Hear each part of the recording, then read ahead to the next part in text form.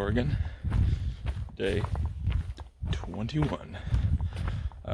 It's already late in the day, like almost 2. Didn't do much filming. Well, didn't do any. It's the first time. Didn't do any filming this morning because I just wanted to hit the miles. I am definitely ready for a short day.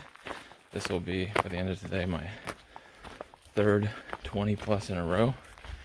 So I am ready for a little short day up the hill into Timberline. Still trying to kind of iron out the details of how I want to do that. From gut hooks, it seems like if you're anytime breakfast or dinner, you need to have a day previous reservation. But if it's lunch, you don't. And it looks like time-wise I'd be getting in for lunch tomorrow. Or I could even wait it out till lunch tomorrow. Because I also heard it's no longer a breakfast buffet due to COVID. It's just breakfast. Which, whatever. It's not bad. I mean, I wish when it's world famous on the PCT, or PCT famous, I would have loved to give it a shot. But, breakfast of any kind I'm down with. So, gotta make a plan for that. I also was kind of thinking, I heard there was a shuttle service down to Government Camp that's free from Timberline that runs throughout the day. So I was like, well, what if I looked at pricing when I have service, which I still haven't had enough service in like 3 days to check anything online. I've been able to do. Switch to this side, maybe. It's a little better. Haven't had enough internet service to search anything in like 3 days. But I was going to check the pricing of the Best Western in Government Camp that the shuttle goes right to. So I don't know how much cheaper than Timberline. I mean, for sure it's cheaper. I don't know how much. But if there's a shuttle service, I could go up to Timberline tomorrow, have lunch, take the shuttle back down, stay at the Best Western, check out in the morning, take the shuttle back up, and have breakfast. That way I can get a bed and a shower. I don't know about laundry service or if I'd have time, but I might be able to squeeze laundry into that too. So just something off the price when I get closer. Supposedly, when you get to the climb up hood, service only improves. As you or not, I keep calling it the climb up hood, the climb to Timberline, closer to Mount Hood. Service only improves. So if that's the case, I'll be able to check on that. I also want to check on the hotel situation in Cascade Locks too, because if any of that stuff I can get preemptively set up, that would be nice. And call ahead to get a reservation for breakfast tomorrow. The next day at Timberline. So that's the plan. Source today, I don't know exactly, somewhere in the teens mileage wise, 13, 14, something like that currently for the day, I think. Nothing really much, all downhill from the power line, the camp with the power lines I camped at last night.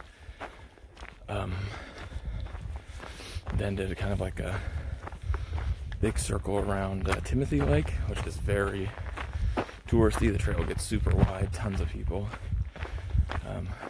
on the lake. I just slowly waded out into the lake and dunked my head. I'm actually today feeling pretty salty, grimy, greasy. It's only been 3 days, but this is day 4, I guess. But I've gone like 6 before, 6 or 7, but just so much elevation and heat and burn section, so I feel like a lot more sweating. I feel like maybe that contributed to not sleeping last night because just couldn't get cut. Everything felt sticky. Like I used the baby wipe technique and wiped everything down, but everything felt sticky. The other problem is with my quilt, it's so hot. So you put that on and then you kind of start sweating and you pull it off and you freeze. Like, there's no happy medium. I even have a liner that's supposed to be like a 10-degree liner. Use that and it gets too warm doing just it. So, yeah. Anyway, so I went by Timothy Lake, dunked my head in there, got as clean as I could get in a lake, and headed out, and then did a bunch of miles, passed over Little Crater Lakes, like a quarter-mile off trail. I've seen pictures, wasn't blown away, and I just want to do the miles today. I want to make sure I have a short day tomorrow. So, just kept on going. Switch back over. This is a stronger hand. Sorry about the sunlight. So, skipped right over Little Crater Lake, just kept going. Just stopped at a spring that actually isn't marked on gut. Well, it's marked as a tent site on gut hooks, which to me, water should be the priority on gut hooks. Water should be marked if it happens to also be a tent site. Put that in the description of the water, because we're looking for water out here more often than we're looking for tent sites. We can make do with random tent sites we find. We can't make do without water, especially on these long sections that don't have any. It's like people shouldn't have to click on every little thing and look at the comments to see if there's water there too. Water should be the prevalent. Anyway, not that I'm not grateful. Gut Hooks is great in a lot of ways. I'm just saying, as big as the hiker community is, we need to come up with a better system for this, as far as what's marked and what's not, because a lot of tent sites aren't. Water sources that are marked and not. And we've had issues with the comments disappearing. Like, people leave comments about the status of water at certain areas and they just disappear. Or comments about resorts, and negative or positive, and they just disappear. And I get certain resorts probably don't want negative comments, but treat hikers good and you won't get negative comments. And to some extent, we review everything in this world, and everyone's got a different expectation for a motel or a resort or whatever, and you got to take reviews with a grain of salt. Look at us as an overall. Just because one person had a bad experience doesn't mean yours will. Are your expectations of that experience the same? You know, Shelter Cove was fantastic. I don't know if I mentioned it, but I got there, was buying stuff at the store first thing, soda and whatnot, and asked her about laundry and showers. She like had the whole thing down. She knew exactly how much all of it would cost, exactly how much in quarters, if you wanted, how long the showers lasted, if you wanted double the time, triple the time. She knew exactly. She had the soap there ready to buy for the washing machine. So efficient, because the last thing you want as a hiker after doing, tons of miles into a resort is have to walk around and explore the place to kind of figure out the lay of the land and how much everything costs. You want to walk someplace one time and be done. And she was awesome. And that's what I'm looking for, is, are you taking care of, the hikers who do bring a ton of money? I'm not saying they're the big resort people that spend a ton, but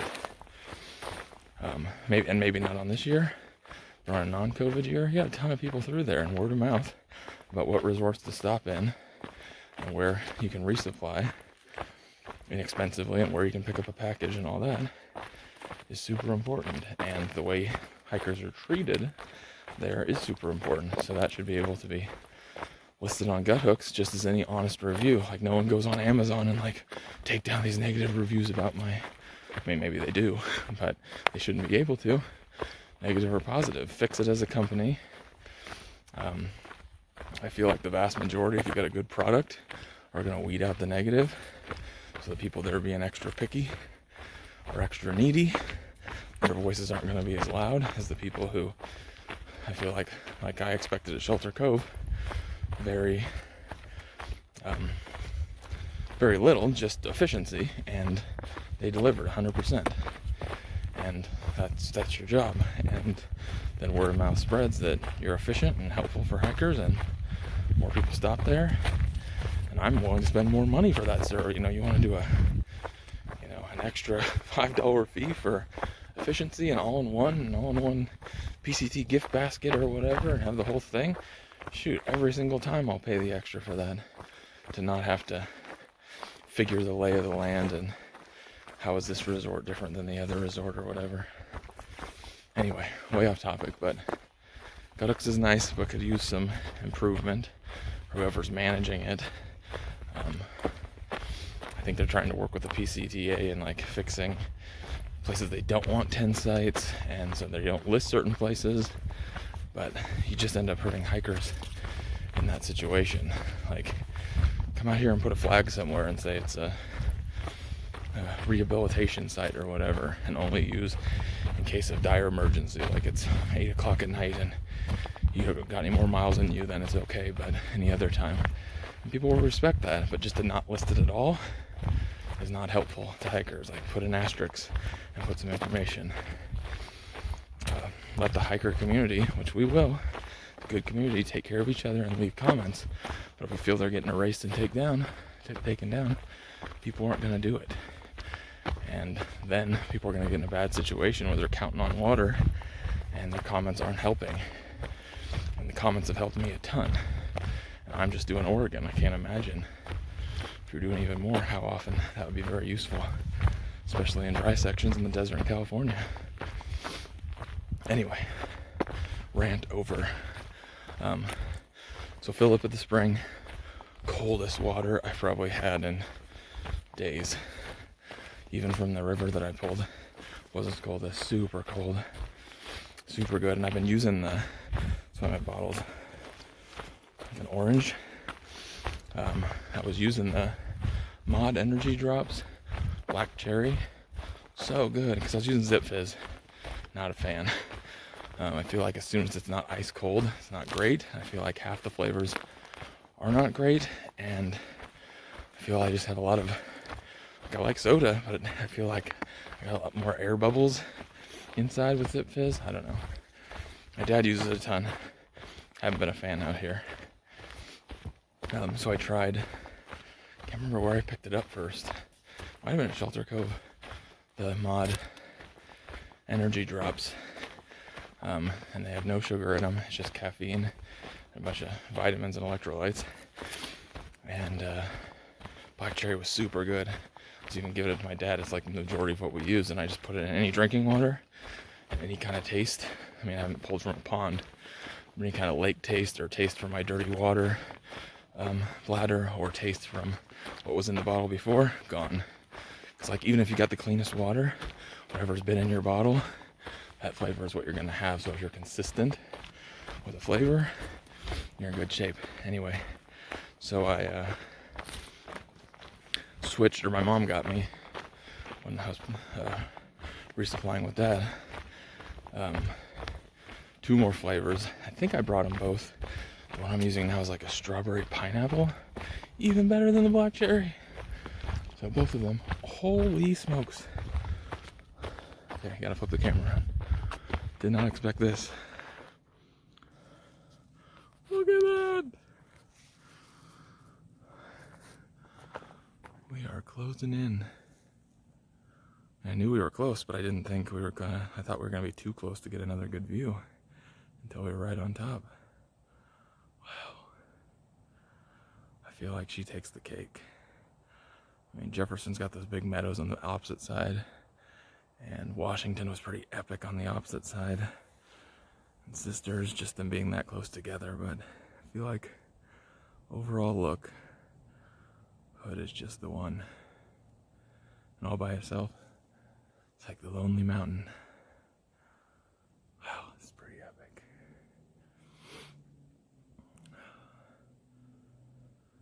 Okay, take a picture here. Try not to flip the camera around. Okay, I'm gonna stop it to take a better picture.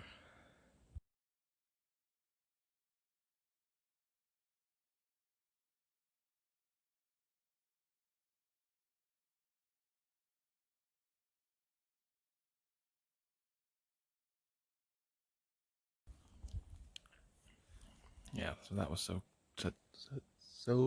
blah. That was so epic to come around there and suddenly see that. Not expecting that at all. Zoom out a little. Boom. Boom. Oh, I think it's a little flushed out. Try it down There we go. Look at that. Oh, amazing. Oh, then it's all dark. Okay. So, enough of my face. Can't compare to that. So anyway, stop the spring, super cold water. Oh, mod energy stuff. Delicious. I don't suggest it to anyone. I might just start putting my water at home, especially maybe my first thing of water in the morning. Help to down it better. And also it's got the caffeine in it. So, I know it's sacrilege for me to even say it, but I should probably go with a little less Dutch Bros. I was down when my parents picked me up. I'm trying to think, when did I go? Just before Sisters. My way in, as my wife reminded me, the day I was leaving, you should hop on the scale. It's like, oh, I don't want to.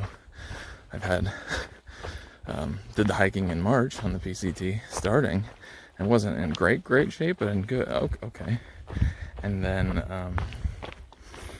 COVID, and came off trail, tons of driving, then stayed at my parents. We're pretty active. My parents went on a long walk just about every day, if not two. Also rode the bike a little bit, so it wasn't too bad there. But then went up to Washington to my sister's, and she makes delicious food. We go to my brother-in-law's parents for a family dinner, just about once a week. They make delicious food. And just wasn't staying as active, just chasing all three boys around. But outside of that, I wasn't staying super active. And relatively soon after we get there, we're hitting end of June. I mean, not end of June, hitting July heat. And so your activities as far as outside are very limited. And I'm just used to having an active job and just not active without one. And don't have our familiar exercise bike. I did bust out my sister's exercise bike and use it a couple times, but with the kids, it's hard to do that on the regular. Anyway, I apologize. As you see, I go off on random tangents in which my brain takes me on it. You get to be drug along with it. But anyway, my point being that I was like, not in the best shape. Or nowhere near what trail shape was when my parents were taking me out there. I wasn't going to let that stop me. There was just no opportunity with everything going on to get in shape, beforehand. So the trail was going to have to do it. So I look at some of the pictures my parents took pictures. I'll probably post them. I kind of tried not to do anything that was not like chest up. Because some of them, especially with a hip belt, anyone you put a hip belt on that's not like super trail shape, pulls in, sticks the gut out even more. Chest, same thing. So my parents took pictures of me leaving, and I look at them on my phone like, oh gosh, who's that huge fatty? Anyway, my point being, when they picked me up at Sisters, I checked my weight against the weight I'd taken before. I was almost down. I think it was like 19.5, almost 20 pounds down in whatever that was, 2 weeks. So I definitely know I'm down now. I don't think another 20. I don't think it'll be another 20 by the time I'm done. Like, you're just going to gain leg muscle. So weight isn't going to tell. But I feel like I keep having to adjust my fanny pack belt a little bit tighter. So I don't think it's going to be like all-time low goal, but definitely a good diet routine. So I can't remember my original point for even bringing that up, but yeah, that's a bonus of it. So the plan from here, I gotta look at gut hooks again and see the mileage. There's like 2 major road crossings and like 6 miles in between. With the 2 different points, whether I left at 10 miles for tomorrow or 5. I'm going at such a good pace and it's early, and if the terrain, I think from here on out until I hit the climb to Timberline, it's relatively this little roller coaster up and down, but nothing major, no major climb. Watch, I say that and I'll turn the corner, boom. Giant climb, but I'm pretty sure it's like this. So if that's the case, I should be able to push it and get the 5. I even looked, if I started hiking up towards Timberline, there is like a 2 or 3 tent site spot, a little less than halfway up, which would take it down to like a 2 mile or 3 mile or something like that in the morning, which if I'm feeling it, my only concern with that is that's a good chunk of uphill to get there and have the tent sites taken. And if it's on the side of the hill like that, they're very specific tent sites, and if they're all taken, there's nothing else. So then it's either all the way to the top or back down to the bottom, which normally 2 more, 3 more miles to the top, not a big deal. But if I've already done like a 23 and then 2 more 25 day, another 2 more miles is like, oh, especially depending on what time it is, especially not knowing how full the camp is up by Timberline. I assume a lot of people do that because you're going to save a ton of money by being at the camp, or camping instead of staying at Timberline. So my thought was, when I got there early, a lot of people were moving out in the morning. When you get there late, then sites might be really full up.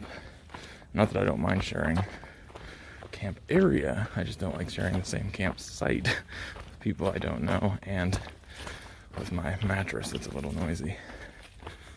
So anyway, that is the plan. I don't know when I'll film again. If anything epic comes up, I'll film that. Besides that, I think it's going to be some pretty simple standard stuff. When I do find a camp, if it's not super late, I'll probably film and let you know what the final decision was and what my mileage is for the day and how much for tomorrow. I did text my dad last night. He said something about possibly coming up over the weekend, so there's a possibility. My friend, he hasn't messaged back or messaged again, and a possibility my parents or my dad or some combination could be coming up to Timberline, but who knows. My plan stays intact, and I'll be there early tomorrow and then leave sometime after breakfast the next day. That was the other issue too. I was looking at the gut hook comments. It looked like the shuttle service, if I were to stay in government camp down the hill, gets really limited on Friday, Saturday, Sunday, which makes not a lot of sense to me, because I would think you'd have more need for it with more tourists. People that don't want to drive all the way up there. Last time I was up there, parking lot is pretty big at Timberline, but it was just packed. Couldn't even find a spot to park. So I would think on the weekend, more reason for people to park down at government camp somewhere and take the shuttle up. So more shuttles, but I guess the opposite. Maybe they're short-staffed on the weekends, and so they need the driver to do more at Timberline. I don't know. Plus, I heard there was only like 10 people per shuttle because of COVID. So I assume there's like a list. So there's only 2 shuttles and they don't work out time-wise. Then the hotel idea is kind of off the table. But we shall see when we get closer. Can iron out some details tomorrow. Either way, I'll be up at Timberline way before check-in time at any hotel down at government camp, so I can use my signal to determine what I want to do, and I'll be there to be able to ask exactly shuttle times for both getting down there and returning in the morning, because I don't want to be stuck having to hike back up the mountain twice, or down it, or any combination thereof. Not only that, it's a ways from the trail to government camp. I think it's like 4 miles. So you're talking almost a whole nother day worth of hiking if you did 5 miles back down. 4 miles to government camp is 9. If you doubled that to go back, it's an 18-mile day. Couldn't get anything done. Yeah, so you don't want to get stranded one way or the other. You want to be very reliant on that shuttle. So yeah, we'll see. Okay, I'm gonna put the phone away and check gut hooks and pick out some more miles real quick. Go from there.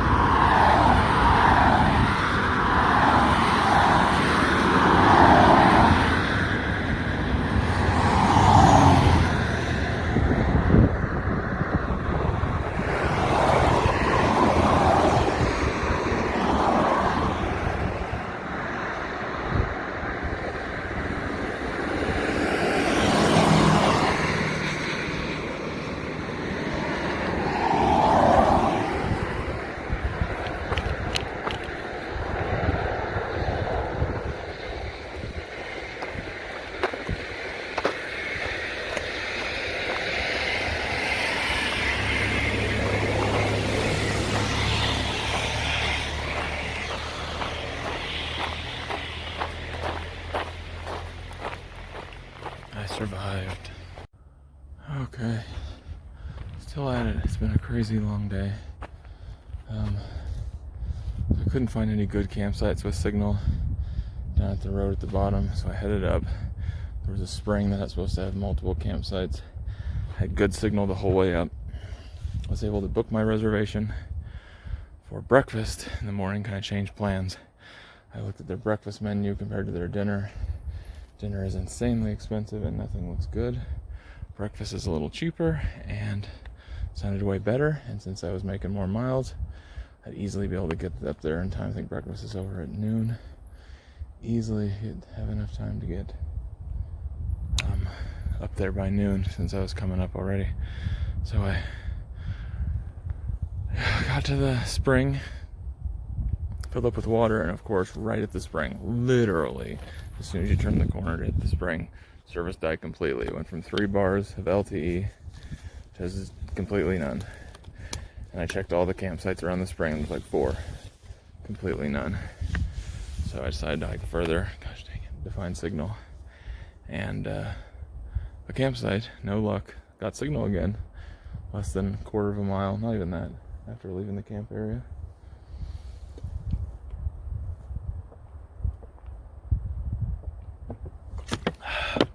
So anyway, I still haven't found anything. There's a junction trail up here with the Timberline Trail. I'm hoping, because at most junctions there's a little space.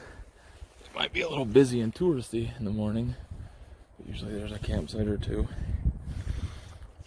That's what I'm hoping for, or it's still another 1.5 miles to the very tip top, or right to the lodge, which there's supposed to be 5 campsites, but I'm sure they're taken, because who wants to pay $300 a night, unless people are splitting it like 5-6 ways.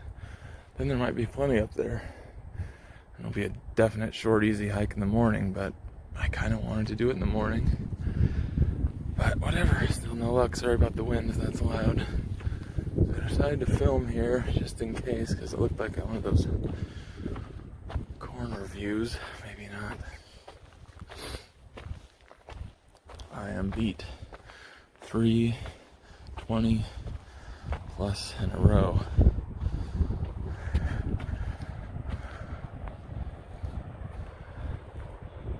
I'm ready for a full-on. I guess I could camp there. People probably get mad.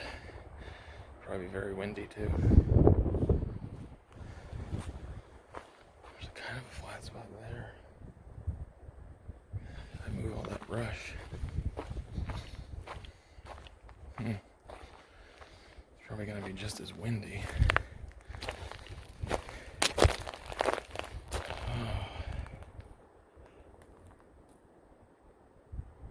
It takes some doing. That's definitely against the rules. But I have no idea. Well, I know this is here. I'm gonna head up to the junction. I can double back downhill if I absolutely need to. I don't want to. I found one site down the hill, right off trail, and I don't know if it was quite big enough for my tent. It's so frustrating. It's good, because it's less miles for tomorrow, but down by the water would have been perfect, but no signal. And I've gone 3 nights now with no signal. It just gets old. So I was hopeful, because all the comments said once you start up Timberline, signal the whole way. Yeah, except at the one campsite. Kind of vital information. Well, take that back. Not exactly vital. I mean, to me, ooh. What have we here? Oh, this will do.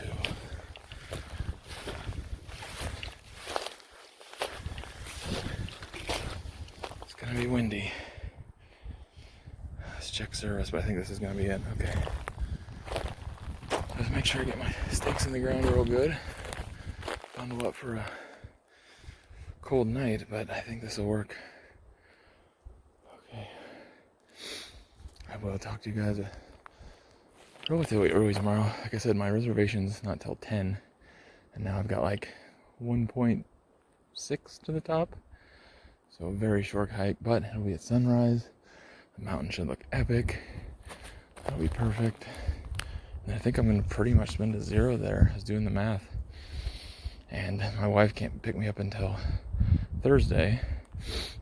I got 50 miles on the other side of Cascade Locks. And I don't know if it's worth it to camp here and stay just because dinner's not as impressive. There's another cafe that I was going to see if it might be open. But I might take a full-on zero tomorrow. Besides the 2 miles or 1 point whatever up to the lodge, or I might just hike out like a mile or two, whatever the first campsite is, just outside. And then I still have Sunday, Monday, Tuesday is the earliest I want to be coming into Cascade Locks, because that would mean I need to spend 2 nights, which I'm fine with. There's a budget, well, it's not super cheap, but a motel I can stay at. It gives me time to shower and rest up before I get picked up, which would be nice, and just eat and just lay with my feet up and not have to jump right back into the fray of things. So Tuesday would be the earliest. Check-in is around 3, so if I strolled in right at 2, that would be just epic. So that would mean a good day between Sunday and Monday are both pretty good days, and then just I don't know what that would even be, a 10 mile, maybe not even, maybe a little bit more than that into Cascade Locks. I guess I could do a 10 mile in and maybe get lunch somewhere and then go check in the hotel. So yeah, a 10 mile for the last day, or an 8 mile or something like that. So what does that make it? 42, it's 220s, 221s. And then if I did, even 5 or 6 miles tomorrow, then it makes those like 18 or 17 days. So maybe if I can get them down to 15s, a 15, and a 6, that'd be 36. What do I have to do? 14 tomorrow? So I don't know. We'll see. Or 14 on Sunday. Monday, Tuesday, I don't know. I'll figure out the math on it, but for sure I'm taking a rest tomorrow. 3 20 plus miles days. I bet this one is now like a 26 or more. So that's just crazy. Every day is pushed longer than not 2 days ago. That's kind of what I expected, but the last 2 days have been longer than expected just to find a good campsite. Yeah. So I will talk to you guys briefly, probably in the morning. Take some good pictures of Hood and the lodge when we get up there, and then I'm just gonna chill all day, I think. Breakfast, and see if I can find a bathroom to wash up in as best I can. If I can get my feet somehow clean, switching my flip-flops. I don't want to be walking around the fancy lodge in flip-flops with nasty, dirty feet. So yeah, that is the plan for tomorrow. Find a charging station, someplace to plug in, charge up all my batteries for the last stretch, and then kind of look at the map and decide from there how far. I might even try to get caught up on some posts tomorrow if I have service up there. There's some phone calls I need to make, so I might try to do those. Yeah. Let's get to unpacking camp, which is the worst part after a long, tired day. It's like, I have to unpack all this stuff and set it up. But luckily my tent's pretty quick, so this looks like a pretty soft spot once I clear it out. So, okie doke. See you in the morning.